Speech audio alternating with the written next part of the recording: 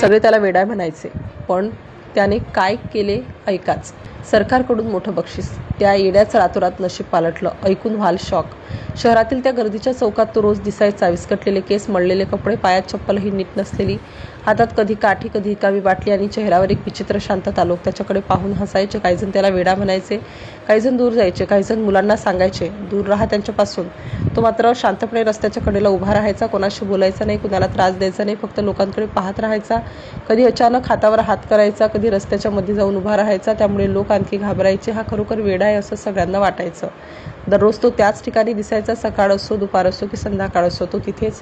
अनेकांनी त्याला हटवण्याचा प्रयत्न केला. काही जणांनी पोलिसांना बोलावलं, पण तो कोणालाही त्रास देत नसल्यामुळे त्याला कोणी हटवलं नाही. लोक त्याला टाळत होते, पण काही जण मात्र त्याच्याकडे उत्सुकतेने पाहत होते, कारण त्याच्या वागण्यात काहीतरी वेगळं होतं. तो रस्त्याकडे खूप लक्ष देत असायचा, गाड्यांकडे बघायचा, लोकांकडे बघायचा, जणू तो काहीतरी पाहत आहे, काहीतरी समजून घेत आहे.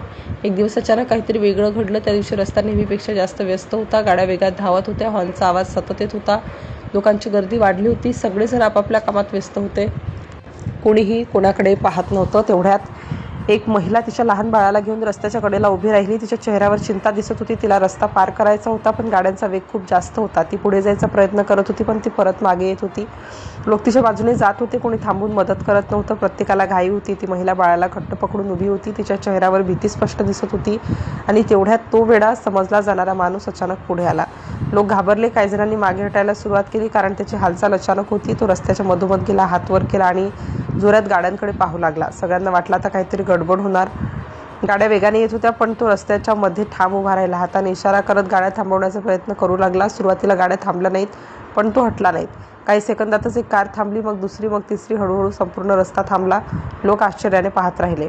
तो माणूस मग त्या महिलेकडे वळला. शांतपणे हाताने इशारा केला, जणू सांगत होता, जा, सुरक्षित आहे. महिला सुरुवातीला घाबरली, मग तिने रस्ता पार करायला सुरुवात केली. तो माणूस तिच्या सोबत चालू लागला, दोन्ही बाजूंना पाहत, गाड्यांकडे लक्ष देत. तो तिला सुरक्षितपणे रस्ता पार करून घेऊन गेला.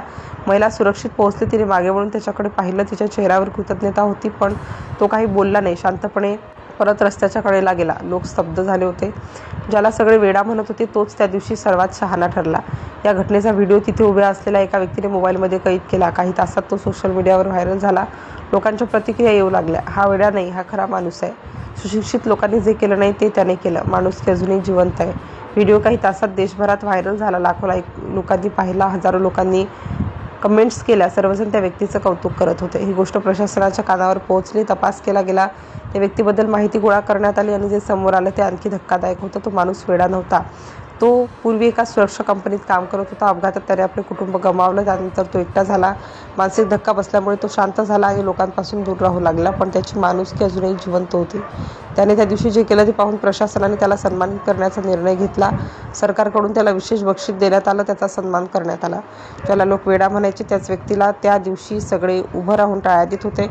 आणि त्या दिवसानंतर लोकांनी त्याच्याकडे पाहण्याचा दृष्टिकोन बदलला, कारण कधीकधी वेडे वाटणारे लोकच सर्वात जास्त माणुसकी जपून ठेवतात.